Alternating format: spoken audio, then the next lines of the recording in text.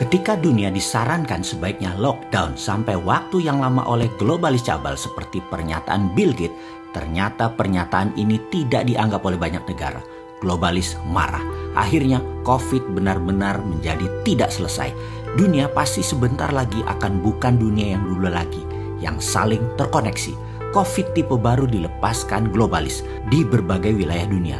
Lebih dari 10 macam COVID yang memerlukan 10 macam vaksin juga. Sehingga ada 19 macam coronavirus beredar saat ini. Yang berefek kemudian adalah banyak negara yang panik, bingung, dan terpukul ekonominya. Sehingga yang akan terjadi masing-masing negara adalah melakukan menutup dirinya dan konsentrasi untuk internal bangsa dan negara masing-masing.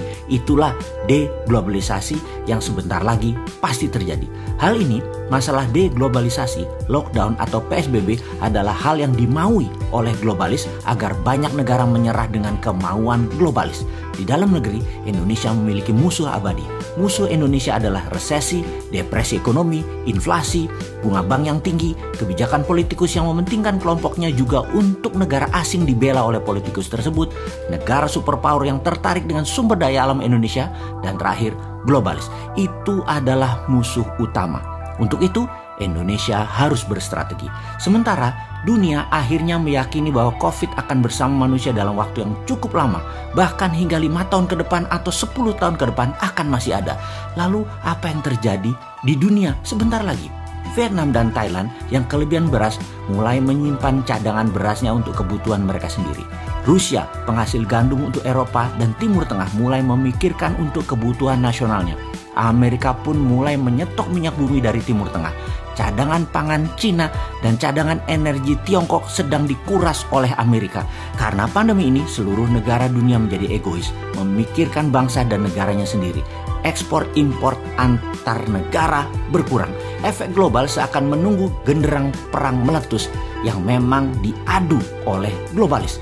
Saat ini Hong Kong tegang, Myanmar tegang, Taiwan tegang, Korea Selatan tegang, Jepang tegang. Bahkan Amerika masih tegang di dalam negerinya, juga Tiongkok tegang. Semua negara seakan siap perang. Tiongkok bahkan di sisi timurnya berkumpul semua kekuatan arsenal persenjataannya secara masif sudah tertata. Batu bara dari Indonesia dan Australia ke arah Tiongkok sepertinya akan ditahan di Laut Cina Selatan oleh armada ke-7 Amerika, dan ini akan menimbulkan tekanan kuat ke Tiongkok yang tidak punya suplai energi. Listrik bisa padam di Tiongkok sebentar lagi. Alat komunikasi bisa mati di Tiongkok sebentar lagi. Armada kelima di Timur Tengah milik Amerika terus mengganggu memperlambat kapal bahan bakar minyak ke Tiongkok. Armada 7 Amerika di Laut Cina Selatan mengontrol Vietnam, Thailand, dan negara ASEAN dilarang menyuplai ke Tiongkok untuk pangan. Tiongkok pasti murka. Lalu bagaimana sikap Indonesia? Di tengah pandemi corona yang berkecamuk perang globalis versus nasionalis Amerika, sesungguhnya posisi Indonesia tidak mendukung globalis maupun tidak mendukung nasionalis Amerika. Namun masalah Indonesia adalah terlalu mengandalkan asing IMF, World Bank, serta mitra dagang investasi ambil negara Tiongkok. Sesungguhnya kalau jadi perang berkepanjangan antara Amerika dan Tiongkok, maka inilah kesempatan emas membangun Indonesia tanpa globalis, tanpa asing, tanpa asing. Namun sayang, yang terjadi di Indonesia ada sebagian kecil pejabat, ada oligarki, ada kelompok masyarakat bayaran, ada yang tidak tahu apa-apa namun sudah tertanam kebencian mendalam akan kelompok tertentu, putra bangsa tertentu, dan terus saja saling serang, saling jelek-jelekan, dan selalu Indonesia gaduh saat ini. Sosial media mengambil peran besar mengendalikan doktrin maupun hasutan. Bangsa Indonesia mulai dari pejabatnya, penguasanya, pengusahanya, sampai rakyat terbawah tidak sadar memakan propaganda dari globalis. Tapi ada juga yang sadar ini semua terjadi tapi mengambil kesempatan melacurkan dirinya baik ke asing atau globalis. Alih-alih membangun Indonesia yang berdikari, warga Indonesia malah bertarung dengan saudara setanah air. Anggapan bahwa bangsa Indonesia tidak memiliki kemampuan untuk bekerja dan membangun negeri, serta pemahaman bahwa tanpa pinjaman luar negeri Indonesia tidak bisa membangun, sehingga perlu asing, perlu globalis adalah ada di pejabat saat ini yang berkuasa. Ini menjadi titik lemah bangsa Indonesia. Sedemikian tidak percaya dengan kekuatan bangsa sendiri. ide membangun negeri Indonesia untuk berdikari menjadi terhalang dengan keyakinan keilmuan atau hegemoni ilmu dari kelompok kecil pejabat.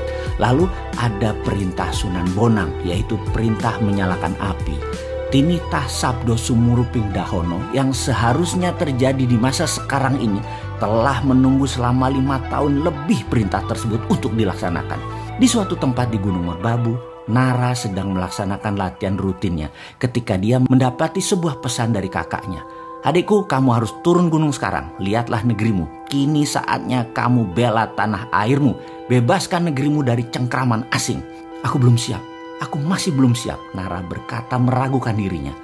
"Kamu tak akan pernah siap sampai kamu bertindak," demikian suara tegas sang kakak. Di saat globalis asing-asing sibuk, Indonesia malah gagap di dalam negeri.